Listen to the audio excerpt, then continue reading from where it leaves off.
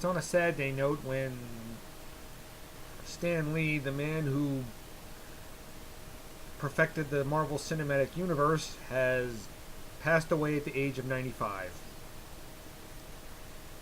Now, I'm going to say this. Stan did come up with most of these heroes that made Marvel the popularity that it is. He didn't draw them, he came up with them. He wrote most of the comic book stories, too.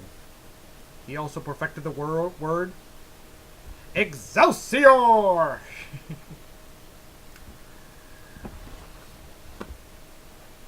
And you probably know he made all those cameos in most of the Marvel movies, except for Fantastic Four 2015, and I don't think I ever saw him in the Blade movies. No, I don't know. Why didn't he make appearance in Fantastic Four 2015? Well, maybe he read the script and hated it, didn't think it was what he pictured the Fantastic Four being. Maybe 2005 and 2007's Fantastic Four is what in his mind was the Fantastic Four, not the 2015 one. What he did with that is make a superhero family. I mean, people who are kind of forced to work together, whether they like it or not. They just kind of drawn because of one accident in space. And Spider-Man he made a superhero with everyday problems and made him very relatable.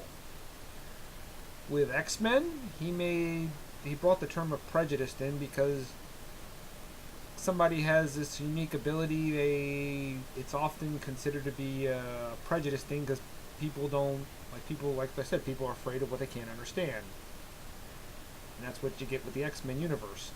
And with the Incredible Hulk, basically he did something new. He made a monster out of a hero. Someone who's usually thought of as the villain. Made him a cross between Dr. Jekyll and Mr. Hyde. Now, I first heard of Stan Lee back in the early 80s when I used to watch that Spider-Man and His Amazing Friends. I used to hear his narration. Never knew what he looked like, no, but always heard that iconic voice of his. And then as time went on, we've finally got to see what he looked like, and he did more interviews, and I like when his first cameos when he started Trial of the Incredible Hulk, and I love the story he told when he played one of the jurors in the trial scene where David hulks out, and the Hulk comes up to the juror box and starts lifting the thing, and Stan was just about to jump off the thing, and Bill Bixby, who was directing it, said, stopped the camera, goes, "No, Stan, you don't jump." And Stan like, "Oh, what, you mean I'm brave? I tough it out?" "No, I'm sorry, that's regarded as a stunt." "A stunt? Bill, that's barely off the ground. A little kid could do that." "Sorry, Stan." So a stuntman was brought in. Didn't want to risk Stan Lee getting hurt.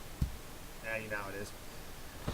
And I know a lot of people saw Stan Lee cameos. Like my favorite one was an Iron Man. Is when Tony comes up behind thinking it's Hugh Hefner, but then when he turns his face, it's revealed it's Stan Lee.